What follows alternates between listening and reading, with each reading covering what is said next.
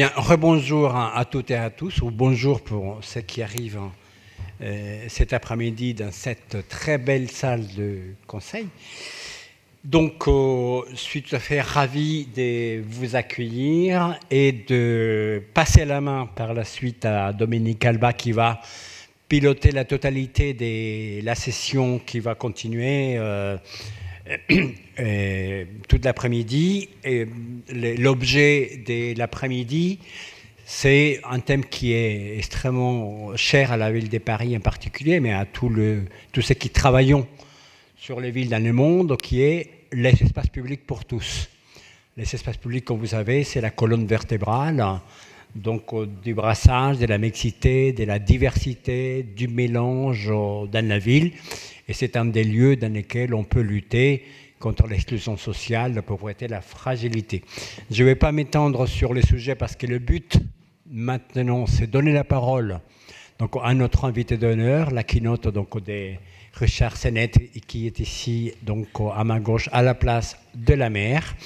Et donc, Richard va vous faire la keynote sur un thème dans lequel il est mondialement connu. Ah, bon. Je dois m'excuser de parler en anglais, mon français est épouvantable. J'ai parlé assez couramment quand j'étais jeune, mais à Londres, on ne parle le français dans les restaurants. Donc, j'espère que vous m'excusez de présenter ces réflexions en anglais. Since I haven't much time, I would like to remark to you that there are two traditions about thinking about the public realm which have marked modern thought. And one of them is the public realm as a dialogical condition, a condition of exchange, of political engagement. It's associated in the thought of the last century with Hannah Arendt, who was my teacher, and then with Jürgen Habermas. And this dialogical public realm tends to be immaterial in the way people think about it. It's a communicative space, but it's not a physical space. The other tradition of thinking about the public realm is as a space of spectacle. And this goes back to Baudelaire in the 19th century.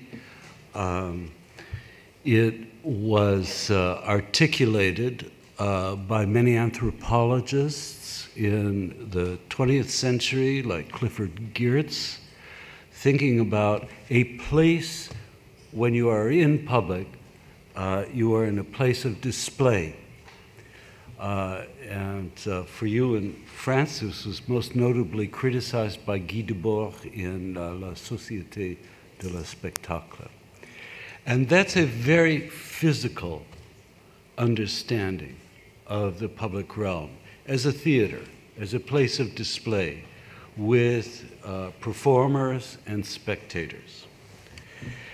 Neither of these traditions is very satisfactory today.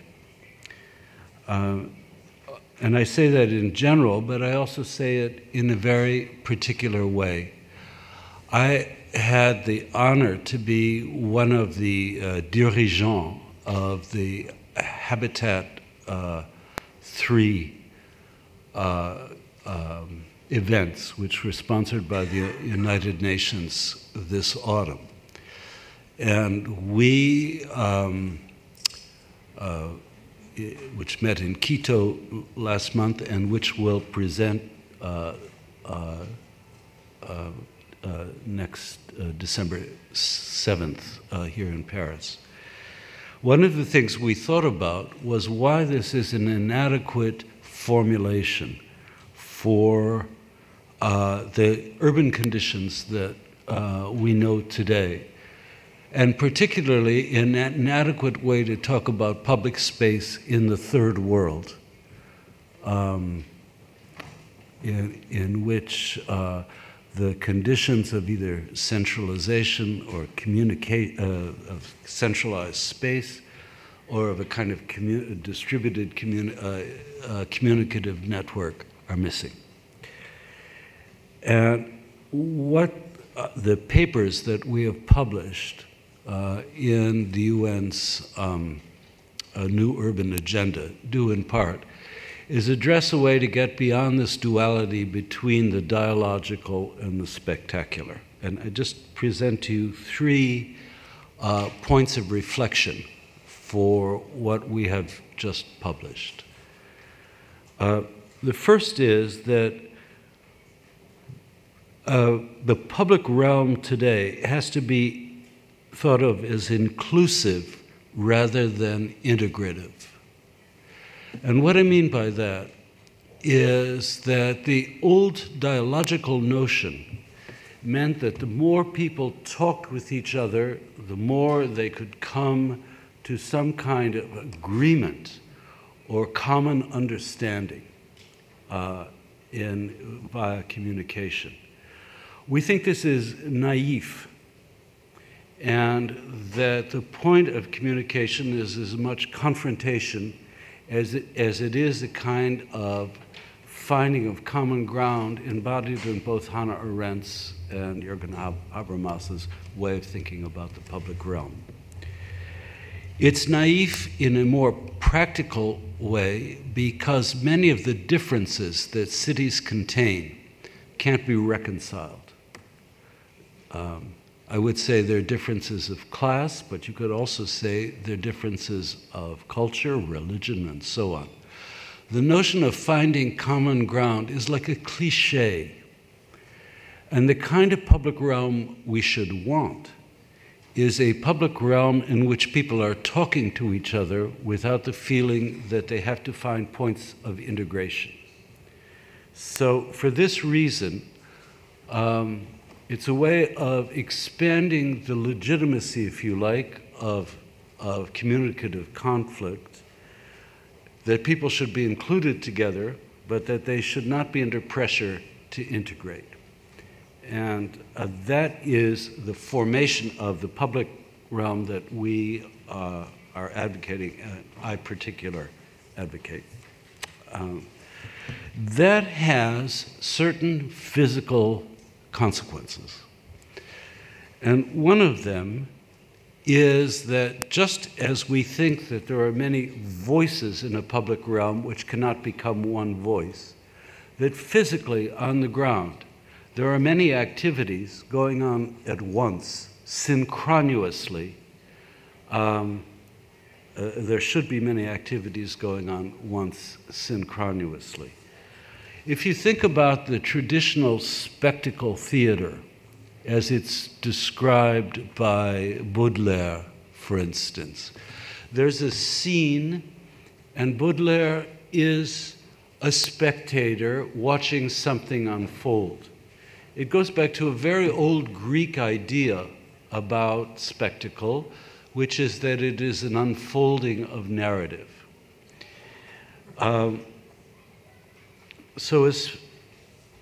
What we think is that this is, and I think this is a wrong notion of how people physically should be involved in space. You can think of this up in, if you were a landscape architect, that you create a scenography with, in a park, which has vistas, or it has a scene, and you insert yourself in it as a witness to it.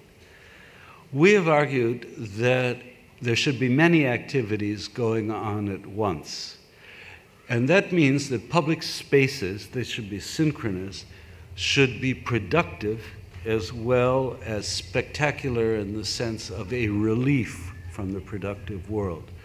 This means quite a lot in the third world because parks, open spaces that are reserved for the public are often places where informal economy wants to be but is banned. That is, that the public realm which is officially organized is a public realm where the mass of people in the third world cities who are involved in the informal economy can't work. I think this also has the notion of a kind of synchronous public space, which is both a space of relief and a space of pleasure, makes a lot of sense in the way in which we can revitalize public spaces today. If you look around, I can't speak about Paris, but if you look around London, most of the public spaces in London are spaces in which people are resting from work or in which there are tourists. It's not legal in London to sell bread in a public space out of a cart. Anybody selling street food is kept out of these public spaces. It's also true that it's very difficult to do the equivalent of go to a Starbucks for an hour and have a meeting with somebody in a public park in London. There's no receptivity. And that's by design, the notion that in a public park, people shouldn't be having meetings. You know, that a public space of that sort should be reserved for pleasure. So our notion about this is particularly for the developing world, but also for Western cities. Maybe you're much more advanced in Paris, I don't know. That we should be mixing at the same time more activities which don't form a spectacle only, but are also productive. That public space becomes productive space. And the third issue that we have been concerned about, which I'll show you if you can come to our event on the 7th of December, is the notion that we need to reduce the size of public spaces. Most public spaces have been designed by powers that want to use the very size of the public space as a way to dramatizing their own power. They're large scale. If you think of the Ringstrasse, for instance, in Vienna, the first works sponsored by the city of Vienna as big a scale as possible. I don't need to talk to you about Versailles or about the Tuileries. And there is a kind of giganticism in public space that has been inspired by power. It also reinforces this dramaturgical aspect of public space. Our idea is that to make public spaces for everyone, they have to be much smaller, and that governments in particular should be taking abandoned spaces, or the spaces between buildings, and making small public spaces which can be inhabited day and night with many activities going on, rather than to find the largest spaces we can to do this.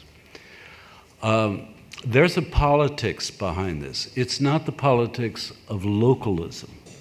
It is the politics of saying that it will matter more to mix people in a relatively intimate space, people of different classes, different races, than it will do to mix them in a large space where they are lost to each other.